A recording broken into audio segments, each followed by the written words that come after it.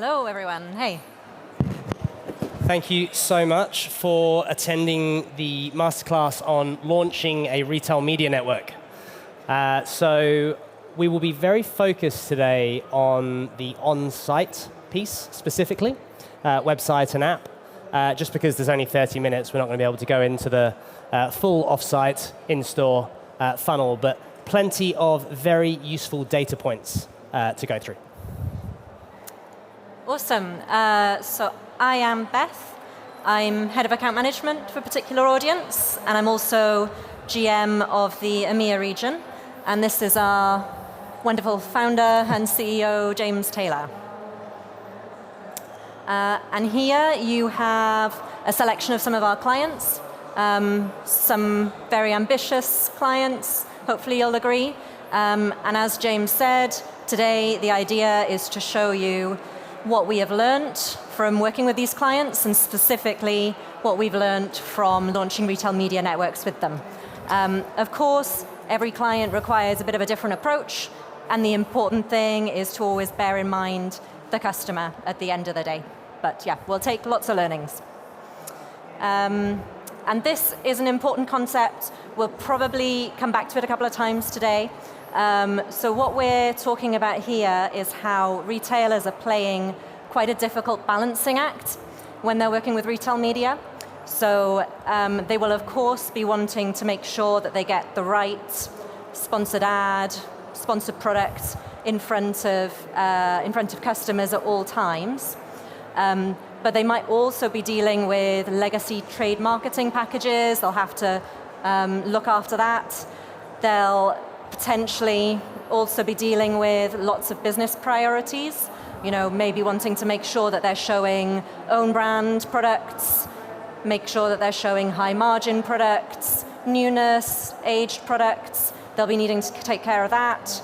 And then at the same time, they'll definitely be wanting to show the products that customers are going to convert on the best. So what is the best recommendation for each customer at any given stage in the journey? So it's a tricky thing working with that balancing act. But if you get it right, then we can really see great results. So if you have the right approach to juggling all those priorities, we can see up to 180% uplift in click-through rate on sponsored products, which is amazing. So there was a BCG article, probably most of you have seen a few years ago, that asked if retail media was the $100 billion revenue opportunity for retailers. I posit perhaps that it's $1 trillion opportunity at this stage, and we'll just talk through how and why that is. Retail media is eating trade, no doubt about it. So trade budgets in the US alone, just in CPG, are estimated to be about $1 trillion on their own. And there is a extremely tangible amount of that budget that is flowing into retail media, and with really good reason.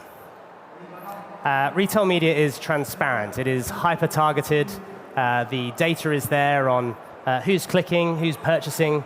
It's fully attributable back, and there are, believe it or not, even incrementality measures. In contrast to legacy trade, which is more opaque, more fixed tenancy based, and quite frankly, a lot of brand CFOs, now they've had a taste of retail media, do not want to funnel quite as much money into shopper and trade marketing.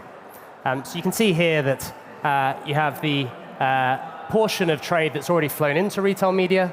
So they reckon there's over 50% of retail media revenue today is from historic trade and shopper budgets, probably more. And then there is, of course, net new budget as well. There's incremental spend, there's brand budgets, agency budgets, now increasingly demand-side platform budgets flowing in, and that is going to continue. And the estimate for retail media, which is at $170 billion today, by 2030 will be at $280 billion. So beyond that, is there a path to just fully eating trade? I believe there is. Cool. And so there's long been a misconception that retail media is all about the bottom of the funnel, is all about the conversion. But that's really not the case. And on this slide, we have quite a bit of data to back that up. So retail media Can support with awareness, definitely does. Can support with consideration, definitely supports with conversion. And you've got a breakdown of a couple of different things. I'll go through one or two. So on-site sponsored products contribute a bit towards awareness, maybe if they're on a landing page or a home page. They definitely contribute towards consideration. So if customers are choosing between SKUs, and they're 100% towards conversion. Similar sort of breakdown for Google PMax, Google Shopping. Meta is a bit more weighted towards awareness and consideration, of course. But yeah, if anyone has questions about any of these line items at the end, just come up, because I won't go through all of them. We're going to be talking about how it's important that retail media networks really communicate their value proposition. So this is an example of one of our clients. They have a big audience of sports lovers, particularly football lovers. And obviously that's super interesting for certain brands, endemic brands like maybe Nike and Puma, but also non-endemic or maybe kind of near-endemic brands, so brands that want to associate themselves with football. So maybe brands who sponsor big football events like Heineken or Lay's or EA Sports, those kinds of brands. And here, we can see 100 million sessions, 200 million loyalty members, 12 million social media reach. That's super interesting for a brand. All of those football fans, that's super interesting for a brand like Nike or someone else. And as the retail media networks proliferate, this value proposition and the unique selling point to the advertiser really does matter. So it's something worth considering. And when we're working with a retailer on what a launch looks like, there are typically 3 phases. I won't go through every line item now, but if anyone wants to grab me afterwards and talk through any of them, you are very welcome to. We can also share this deck with anybody that's interested. There's the pre-launch phase. There's a lot to get ready, including that value proposition. And then typically there's a soft launch phase. So who are your favorite suppliers, or who are your most engaged suppliers? And how might we experiment and get some data and get some case studies together, ready for the hard launch, where you're going to go hard. You're going to promote. There's going to be PR. There's going to be events. Look outside today at all of the retailers that have booths. I don't think I've ever, since the last couple of years, been marketed to by a retailer at all, aside from the customer proposition. They're learning a B2B muscle, which is fantastic. If you go to Cannes, again, the biggest American retailers all have cabanas in Cannes. So promoting your network is really important to capture those agency dollars. Great. Another key thing is segmenting your advertisers and taking a different approach for different advertisers. So you're going to have advertisers who are more mature with retail media. You're going to have advertisers who are earlier in that retail media journey. You're going to have advertisers that represent a big proportion of your sales. And you're going to have advertisers that contribute a little bit less to your overall sales. You're going to have advertisers that have high margin products, advertisers that have lower margin products, advertisers who have a mix. And all of that is going to determine your relationship with each of those suppliers. So you need to be very conscious of the advertiser profile. Yeah. And you'll be surprised by the appetite to advertise. We launched once with a marketplace, and they also purchased inventory and held onto inventory for certain suppliers. And they said, well, if we bought the inventory, why would that supplier want to pay for advertising? It's our risk. We have to promote it. We have to shift it. Otherwise, we don't get our money back. And it wasn't just the marketplace sellers. All of the brands that were bought from were very keen to maintain and grow that market share. Now, when it comes to ad sales, so standing up an ad sales department is necessary. You can outsource it, but my experience has been that internal ad sales teams typically outperform. And media is different to retail media. We're not selling billboards. We're not selling aggregate traffic. We really are selling a complex mix of unique customer journeys that go through a website. If a website has 100,000 SKUs, each of us as customers are not looking at 100,000 SKUs. We might be looking at 1, 2, 3 SKUs on the average website. And I think that search behavior is really no different. You might have a very popular short tail of very common queries. Cool. But in aggregate, your long tail of queries, so your more complex queries, your rarer queries, your more sort of niche queries, in aggregate might have a higher volume than your short tail queries. So there's a more than often 2x upside in how you might target the entirety of your search query coverage. So query coverage is a key term we'll come back to. From some case study data, we took one campaign from an Australian retailer. They ran a campaign for a supplier, and the campaign had just 4 SKUs in it. The campaign didn't perform very well. It didn't spend. And the question was why? Well, in this case, we pulled some analysis on the 4 SKUs, and they were eligible for just 600 queries. There are tens of thousands of queries on this website. And when we looked at that's unique queries. When we looked at the query volume for these 600 queries, there was an average search volume of just 23,000 a month. So the audience just wasn't there for that. There really needed to be a broader set of SKUs to tap into more intent journeys. And so I said earlier that there is a misconception that retail media is all about bottom of the funnel conversion. There's also a misconception that retail media is all about sponsored search. Retail media, even just taking retail media on site, can be about so much more than that. And I don't have a comprehensive list of everything that retail media can be here by any means, but I've got a more comprehensive list. So it can be about discovery on a SKU level or on a brand level. It can be about brand control. So maybe a brand might want to ensure that on their PDPs, customers only ever see their own products by that brand. It can be about share of voice and a market grab for impressions. It can be about share of clicks, share of basket. You might want to grow your units per transaction, your average order value.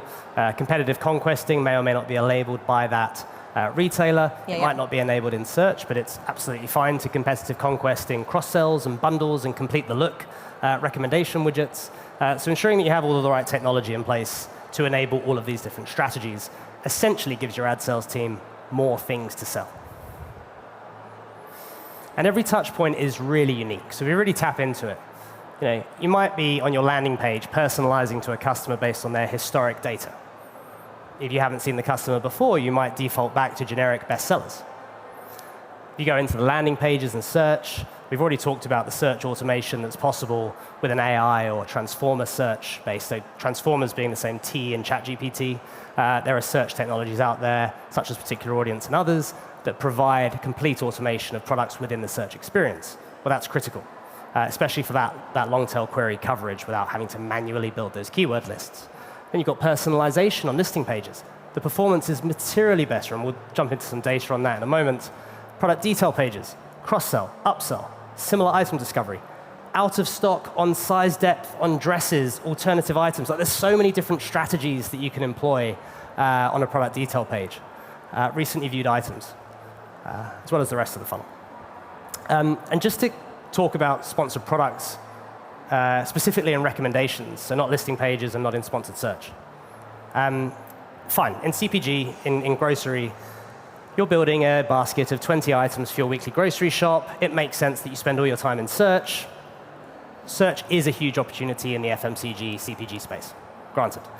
As soon as you get into other verticals, 50% or more of traffic is landing on product detail pages. It's coming directly in from Google search, right? People are considering items in far more depth. It's really critical that you therefore have strategies outside of sponsored search to enable that, and the engagement's fantastic too. So for this case study data for Pet Ads, which is the largest pet ad network in APAC, we saw a 1.63% click-through rate on personalized sponsored recommendations versus a 0.65% click-through rate on sponsored search. So given that half of traffic is landing on those product detail pages, that's more than 100% uplift in your overall engagement and ad yield from traffic. Big opportunity. And here are some of the things that you're going to need to be thinking about if you want to give a good experience. So you're going to need to have search and personalization using artificial intelligence. You're going to need to be using automation if you want it to be an easy experience for your advertisers, and if you want to have consistency, because it's very difficult to achieve consistency without that automation. You're really going to need incrementality testing. You want to make sure that you are driving overall uplift, and that's both for you as a retailer and, of course, for the brands that are advertising. You're definitely going to need algorithmic level yield management. So what that means is being able to see how each spot is performing, each slot, and what tactics are being used in each slot, how are they performing. If you don't have that, then you won't be able to, you won't have the knowledge to be able to optimize on the fly. You're going to want to have lots of different ad formats, running from sponsored products through to video, through to rich media.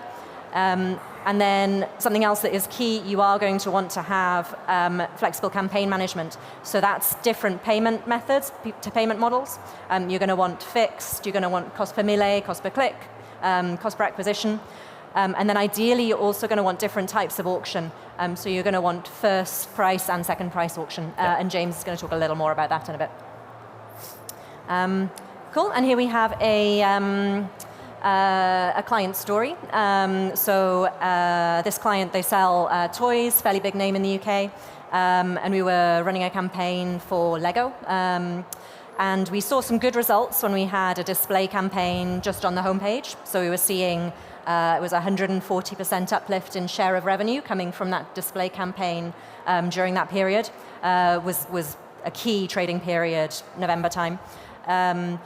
Then we added, so we did some analysis, some optimization, and we added more sponsored products, full funnel. We had them on the PDP, several placements on the PDP. We had them in the mini carts. We had them on a offers landing page where customers were going to get Lego offers. And then we saw a massive jump in the share of revenue uplift, so it increased to 130% uplift. 334% uplift. Sorry, in aggregate. 334. Yeah. So huge for a full funnel campaign. I mean, Lego dominated the website, but each Lego SKU was relevant to the customer and the customer journey. Great. And here we have another client story, bit of a different narrative arc here. So we had a client who wanted to increase the visibility of a campaign. And they did something that we maybe wouldn't recommend. They decided to switch from a relevancy tactic to a pure bid tactic. And they did see an increase in the visibility of the campaign. So the impressions, they increased 9 times, big jump in the visibility. But they did see a drop in the click-through rate. So they saw a drop of 87, 90% in the click-through rate. And the really key thing here is that they saw an overall dip in site performance. So it's really important, as I mentioned, to be measuring that incrementality and to see what is the overall performance doing. So yeah, we probably wouldn't advise doing that. Don't cannibalize your retail sales. They did rapidly switch back. Cool. To close out, we're going to talk about a couple of things. One of them is auction and yield management. This is a nebulous concept, so there's definitely a lot more to talk about here. And then we'll also close on the multi-objective problem that retailers face. But I think that when you're talking about a baseline in retail media, having been one of these legacy manual keyword targeting platforms or manual placement targeting, there is a material triple multiplier effect from bringing in modern technology to overhaul the retail media performance. And it's important that you are aware of this in launching or scaling your retail media network. So the first improvement is a 20 to 87% increase in click-through rates by introducing personalization and relevance throughout your sponsored product placements in the customer journey. There's obviously a range. The coverage increase as well by introducing a LLM-powered search solution that drastically increases your search query coverage is critical. You can see up to a 4 times increase versus manual keyword-based approaches, where the advertisers literally have to define keywords versus just selecting the products, and the AI decides in which journeys those products should show in. So fantastic there. Once you have performance inventory, once your relevance is pumping, you have your search experience down pat, you have permission to expand your inventory, not at the expense of as organic, but somewhere that you then end up, of course, is that trade-off between paid and organic content, which is another area that we really sort of focus on with our retailers. You've also got different demand sources coming in. So how you choose to prioritize these demand sources is critical. If Coca-Cola tell you they want to spend $1 million tomorrow, you're going to give them a pretty much premium guaranteed ad slot up top, right? There's going to be a definite want and need to spend that through. You then, and you see on the right-hand side here, you can define the relevance, the priority scores for these different sources. So you can have them blend. So in this example, we have non-guaranteed, so your standard private marketplace, your self-service, your managed service, supplier-funded ads, potentially playing in the same auction as your external demand sources from whatever DSPs that you wish to partner with as a retailer. You may also have your house ads. You might have private label. You might have your own spoiling inventory. You might have other reasons to promote items on the website. And you might have that subordinate to retail media, or you might change that to 3 and have it play into the exact same auction logic that the rest do. Beth touched on second and first price auctions earlier, which is better. I think it really depends on the use case.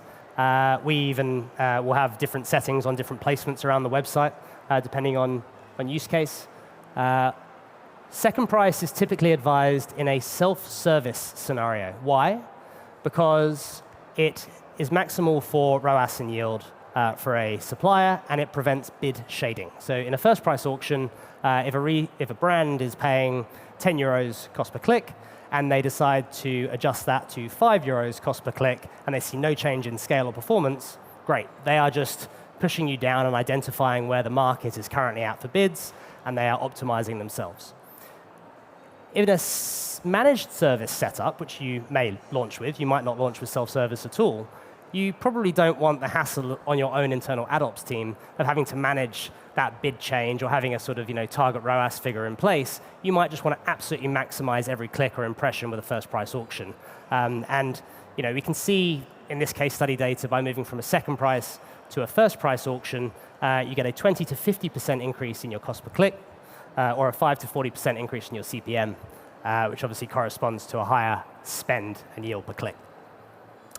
And then largely, what's the difference between auction first and relevance first? Well, about a 20% increase in click-through rate.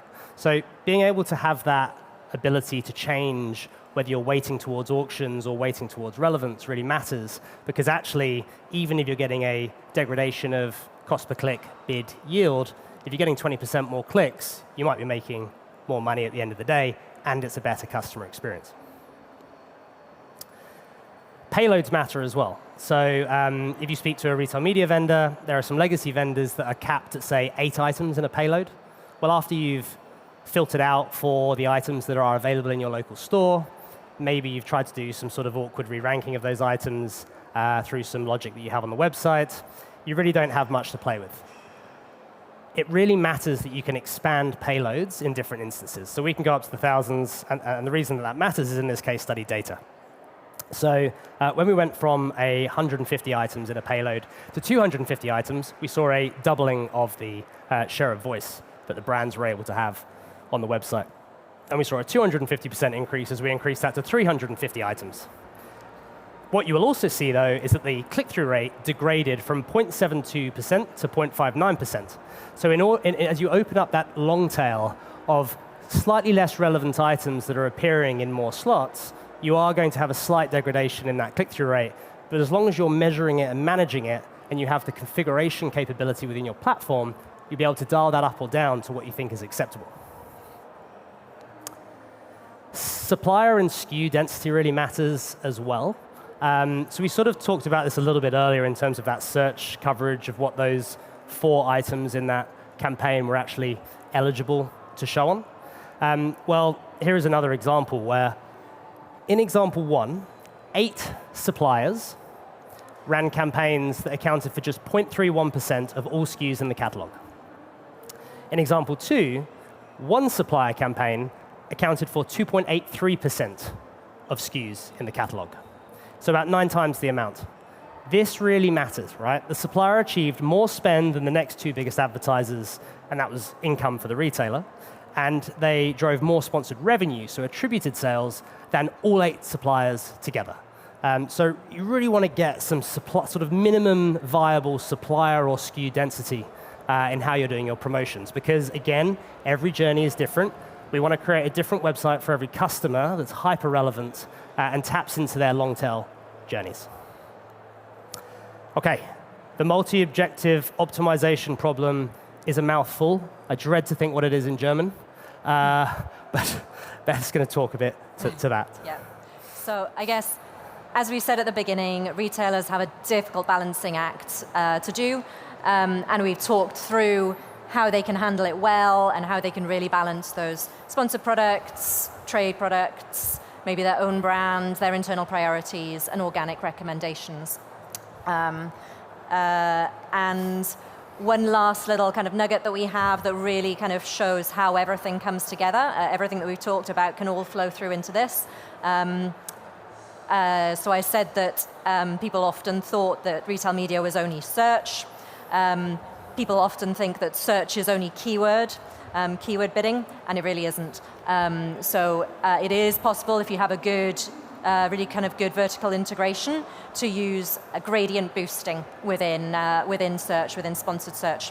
And what that means is that all the products in the collection you build are boosted proportionate to their relevance score. So if you have a collection of 100 products and they're all relevant for a query, they would all be boosted up based on their relevance score. Yeah, I mean, I think if item 1,000 in an organic search payload appears in slot 1 as a sponsored product in a keyword targeting scenario, it's really not going to have a very high engagement rate because it obviously wasn't that relevant to the search query in the first place.